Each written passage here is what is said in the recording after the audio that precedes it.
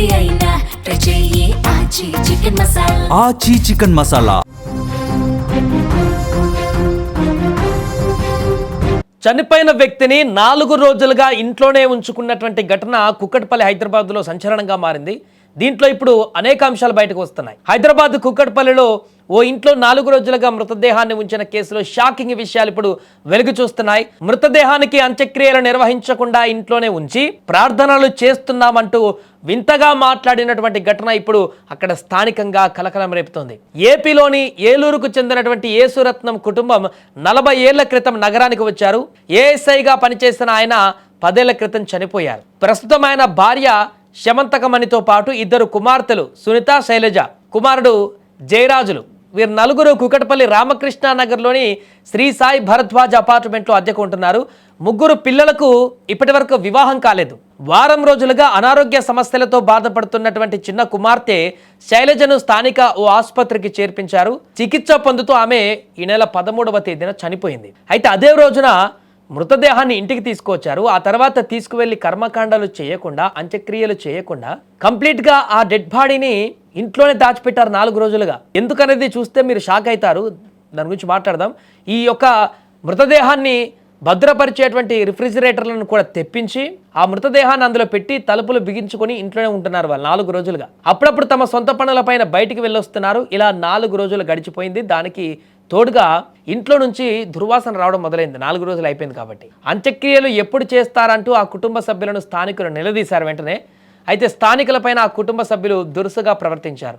తాము ప్రార్థనలు చేసుకుంటున్నాం, అంత్యక్రియలు మా ఇష్టం వచ్చినప్పుడు చేసుకుంటాం, అడగడానికి మీరెవరు అంటూ స్థానికులతో గొడవకు దిగారు. పైగా వారింట్లో నుంచి దుర్వాసన కూడా వస్తుండడంతో స్థానికులు నిన్న కుకట్పల్లి పోలీసులకు సమాచారం అందించారు. ఇంట్లో ఏదో చేస్తున్నారు, 4 రోజులు అవుతుంది, మృతదేహాన్ని బయటకు తీయట్లేదు, అంత్యక్రియలు చేయట్లేదు, అసలు ఏం జరుగుతుందో ఆ మృతదేహంతో ఇంట్లోకి ఎవరిని రానివ్వట్లేదు అనేటువంటి భయాందోళన కలిగింది. వెంటనే పోలీసులకు చెప్పారు. అయితే పోలీసులకు సైతం ఆ కుటుంబం చుక్కలు చూపించింది. ఇంట్లోకి వెళ్తుంటే ఎంతకీ తలుపులు తీయలేదు. చివరకు పోలీసులతో సైతం మా ఇష్టం వచ్చినట్లు చేసుకుంటాం, అడగడానికి మీరెవరు అంటూ వాగ్వాదానికి దిగారు. అంత్యక్రియలు నిర్వహించకుంటే తామే జిహెచ్ఎంసీకి అప్పగించి కార్యక్రమం పూర్తి చేస్తామని పోలీసులు హెచ్చరించడంతో ఎటకెలకు దిగొచ్చారు. పోలీసుల జోక్యంతో శైలజ మృతదేహాన్ని సొంతూరుకు తరలించారు. కాగా మృతురాలి మానసిక పరిస్థితి సరిగా లేదని, మృతురాలి కుటుంబం ఎవరితోనో కలవరని, మాట్లాడారని, కూడా భిన్నమైనటువంటి జీవితాన్ని గడుపుతారంటూ కూడా అక్కడ స్థానికులు చెబుతున్నారు. వారంతా కూడా చాలా డిఫరెంట్గా ఉంటారని. ఇక ఇదే విషయం గురించి నిజాలు తెలుసుకునేందుకు అక్కడికి ఘటనా స్థలికి సుమన్ టీవీ కూడా నిన్న వెళ్ళింది. అక్కడికి వెళ్తే అనేక భయంకరమైనటువంటి విషయాలు బయటికి రావడం జరిగింది. వారి గురించి స్థానికులు మరిన్ని వివరాలు అడిగి తెలుసుకున్నారు అక్కడ. అయితే వారు సుమన్ టీవీకి షాకింగ్ విషయాలు చెప్పారు. ఇంటి పక్కన వాళ్ళందరూ కూడా అపార్ట్మెంట్లో మృతదేహంతో 4 రోజులు ఉండడం అంటే ఆషామాషి కాదు. దీనికి తోడు వారు ఎవరితో మాట్లాడారని, వింతగా ప్రవర్తిస్తుంటారని కూడా సుమన్ టీవీకి వారి అభిప్రాయాలను పంచుకున్నారు స్థానికులందరూ కూడా. దీంతో అసలు ఏం జరుగుతుంది అక్కడ అనేటువంటిది కూడా విస్తుపోయేటువంటి అంశంగా మారింది. దీంతో ఈ కేసుకు సంబంధించి పోలీసులు ఎట్టకేలకు సీరియస్ అవ్వడంతో వారి ఊరికి తీసుకెళ్లేటువంటి ప్రయత్నాలు మొదలుపెట్టారు. ఏమైంది, ఏం జరిగింది? జరిగిందండి హాస్పిటల్కి ఎలా తీసుకెళ్ళారో కూడా తెలియదు. తీసుకెళ్ళిన తర్వాత నిన్న శుక్రవారం సాయంకాలం చచ్చిపోయినప్పుడు తీసుకొచ్చి సాయంకాలం 5 అవుతుంది, 5 గంటలు తీసుకొచ్చారండి. తీసుకొస్తే మేము చూసాం, ఏంటి బాడీలా ఉంది అనుకున్నామండి. ఆ బాడీ అనుకుంటే చూద్దాం తెల్లగొడ్డ వేసి ముసుకేసి ఉంది. ముసుకేసి ఉంటే మళ్ళీ పైన దుప్పడేసి మళ్ళీ పైకి డ్రైవరు వాళ్ళ 3 మొత్తం మోసుకొని పైకి. ఏ రోజు జరిగింది? శుక్రవారం సాయంకాలం 5 గంటలు. అదే రోజు అనిపింది ఆమె. అప్పటి నుంచి ఇప్పుడు బయట రాలేదా? బయట రాలేదండి. వెళ్ళినా సరే తలుపులు తీయలేదండి. మాకు 3 డేస్ క్రితం అన్నారు. మా పిల్లలు చూసారట, అదే బాక్స్లో తీసుకురావడం మా వాచ్మెన్ చెప్పాడు. బట్ మా పిల్లలు చెప్తే నేను లైట్గా తీసుకున్నాను. మా పిల్లలు అంటే చిన్నోళ్ళే, ఇంకా 20 ఇయర్స్ బాబులే.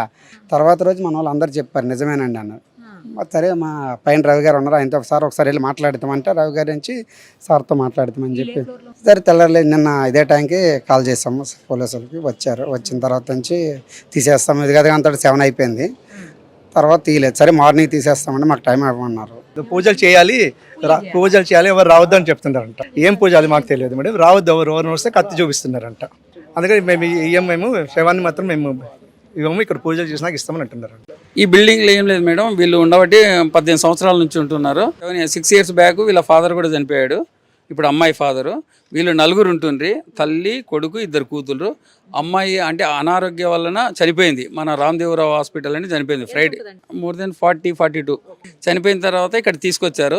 అంటే మాకు కూడా తెలియదు, మాకు నిన్న తెలిసింది. వీళ్ళు ఇక్కడ ఈ దీంట్లో ఉండేటోళ్ళు నిన్న చెప్పారు ఇక్కడనే బాడీ ఉంది, శుక్రవారం నుంచి ఇక్కడ నుండి ఊరు తీసుకెళ్తాం అన్నారు. నిన్న మాకు తెలిసింది. నిన్న శివరాత్రి పండుగ ఉంది కాబట్టి సరే ఇక ఉండని, మరి రేపు ఉదయం తీసుకెళ్తారని చూసాము. వాళ్ళు రాత్రి లాకేసుకొని వెళ్ళిపోయారు.